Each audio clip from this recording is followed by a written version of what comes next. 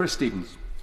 Well, thank you, Mr Deputy Speaker. I believe I have 8 minutes and I'll do my best to get through that. There are, of course, very important debates, and I do have some sympathy with your view about to see if we can merge some of these debates, and I think it is important. Can I thank, first of all, my honourable friend for North Ayrshire and Arran for leading the debate and a fantastic and robust speech. And I think the key important points she makes are the costs versus the savings of the job retention scheme and the social cost of ending the job retention scheme too early, that millions of jobs will be affected, including in the aviation sector. And my honourable friend for Cumbernauld, Kilsyth and Kirkintilloch East, I think, made the very important point that we are at this moment in time in deep and dangerous waters, that there appears to be an arbitrary date that we could extend the furlough scheme for 8 months, and I certainly supports him in his view that tax offices should be kept open, and he made the case very well, as he did for Cumbernauld, and certainly I agree with him on that, and I have opposed HMRC office closures across the United Kingdom, and perhaps the Treasury can now take a leaf out of the Department of Work and Pensions book, as we've now seen in Glasgow, when 2 years ago in Glasgow half of the job centres were closed by the Department of Work and Pensions,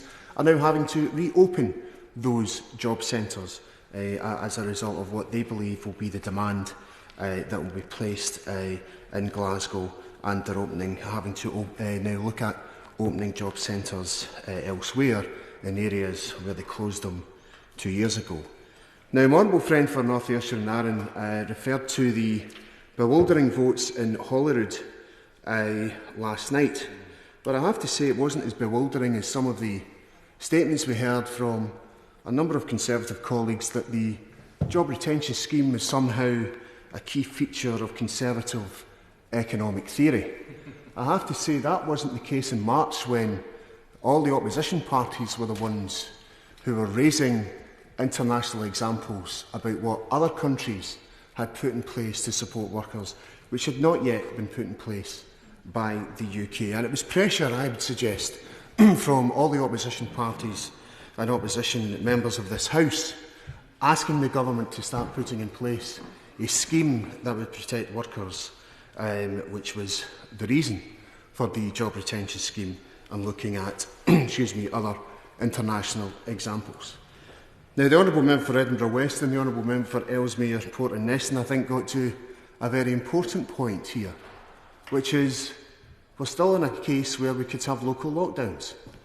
So if the job retention scheme ends at an arbitrary date, and for reasons of public health, there has to be a local lockdown in an area of the United Kingdom, what supports will then be made available if the job retention scheme no longer exists?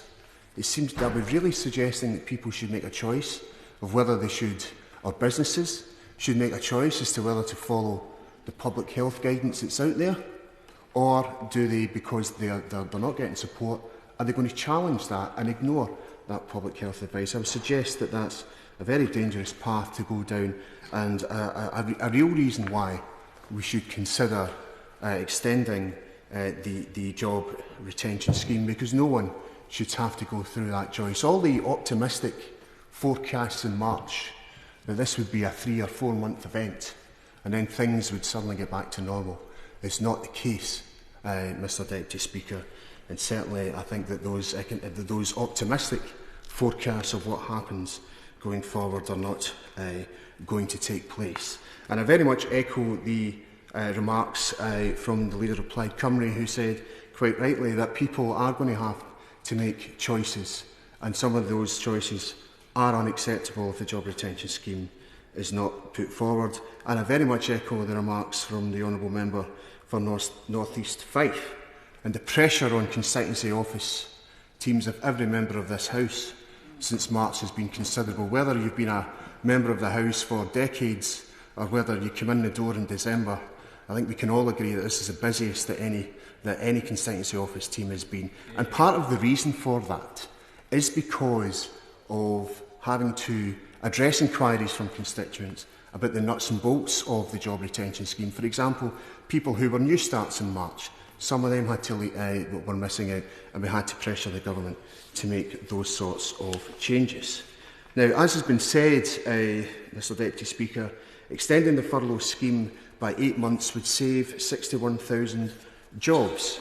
And in August, in Scotland, those in the accommodation and food services, 34.4% of staff are still on furlough, and in the arts and entertainment and recreation sector, 57.5% of staff are still on furlough. These are key sectors of the economy.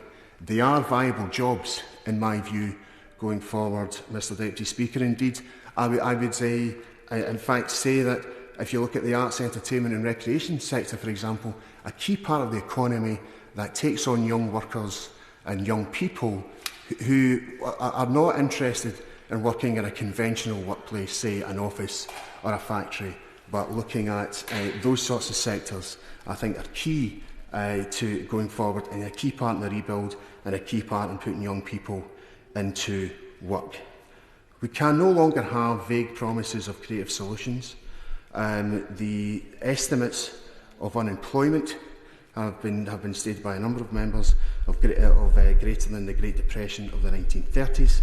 Indeed, there are some assumptions that there could be 4.5 million people unemployed.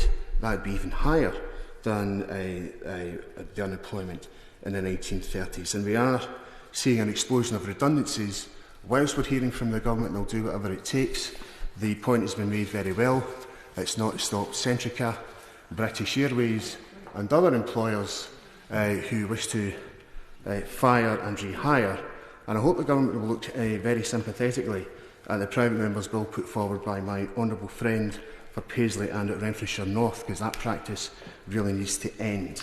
Now, we're in a serious situation now, just looking at the number of employers who have announced job losses. Rolls-Royce, 9,000. Jaguar Land Rover, 1,100. John Lewis, 1,300. Boots, 4,000. Marks and Spencer's, 950. Alexander Dennis Bus Company in Falkirk, 650. Costa, 1,650. These are all will have serious economic impacts, and I think that we need to do everything we can to ensure that those jobs are saved. And I hope the government do accept the demands of the Treasury Select Committee and that it needs to look carefully at extending the job retention scheme, and I hope it will do that. Now, in closing, Mr Deputy Speaker, not one member of this House has said that the job retention scheme should go on forever. But I think saying extended by 8 months is a sensible proposition, and as others have said, we need to look at the other examples of what other countries are doing and match that. Thank you.